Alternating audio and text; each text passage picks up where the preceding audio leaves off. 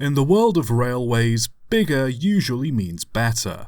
Bigger driving wheels means higher speeds, bigger boilers means more reserved power, and bigger engines mean longer trains, which means more goods and passengers all being moved at once. Over in Britain, however, where engine size was very restricted, there exists one little engine which shows that size doesn't always matter.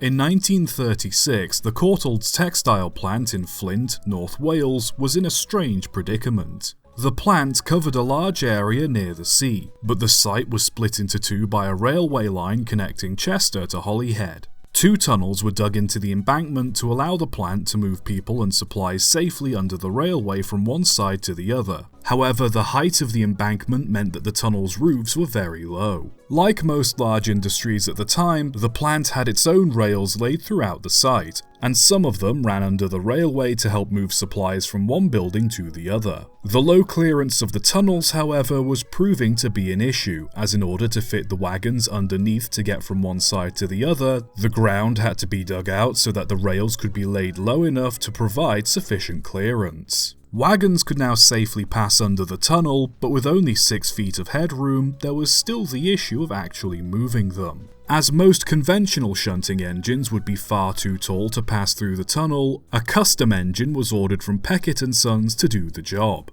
In order to decrease the engine's height, some extreme measures were taken. The wheels were only 2 feet in diameter, its cylinders were 8 by 12 inches, a standard saddle tank would have added too much extra height and so side tanks were opted for instead.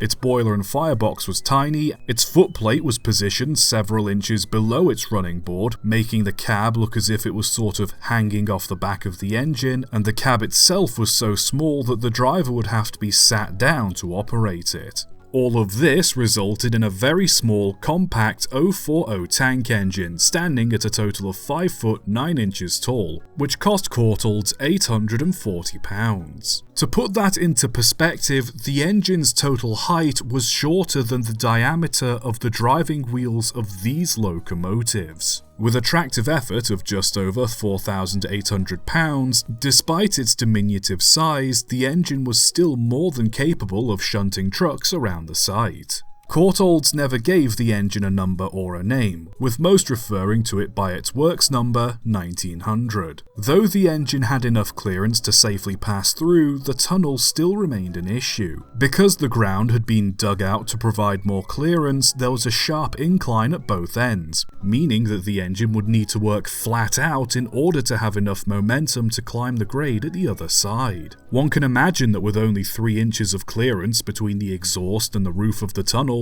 there'd be a brief moment where the crew would get a face full of smoke, soot and steam. Eventually, by 1954, it was decided that it would be far better and safer to install a rope incline under the tunnel to pull the wagons with, and simply have a diesel shunter on both sides of the tunnel to move them around the site. As such, once the equipment was installed, 1900 was sent back to Peckett's for repairs before being moved to Grimsby, where it shunted supplies around a new Courtaulds plant being constructed there. To make the engine more comfortable, the height of the cab was increased so that workers didn't have to sit at an awkward angle while driving it. The plan was for 1900 to work as a shunting engine around the plant once it was completed. However, Courtaulds opted to buy a Sentinel locomotive instead, keeping 1900 to one side as a spare. By 1971, Courtaulds had put the engine into storage and seemed to have little interest in using it again. Seeing such a unique engine no longer in service, the Quainton Railway Society decided to purchase it and restore it to working order. They removed the cab extension and fitted it with vacuum brakes so it could safely pull passenger trains, and by 1980 it was back in steam. Ever since, it's taken on a new life in railway circles as a fun little novelty, and despite its new owners giving it the name Jill, its size has led many rail fans to instead refer to it as the Flying Bufferbeam. Steam engines, like us, come in all shapes and sizes, and while the bigger engines are usually more striking and impressive, the fact that this strange, squat, one-of-a-kind shunter is beloved by so many just goes to show that you don't have to be the biggest or the best to be remembered. Sometimes, just being a little different is enough for people to love you. Subscribe for more.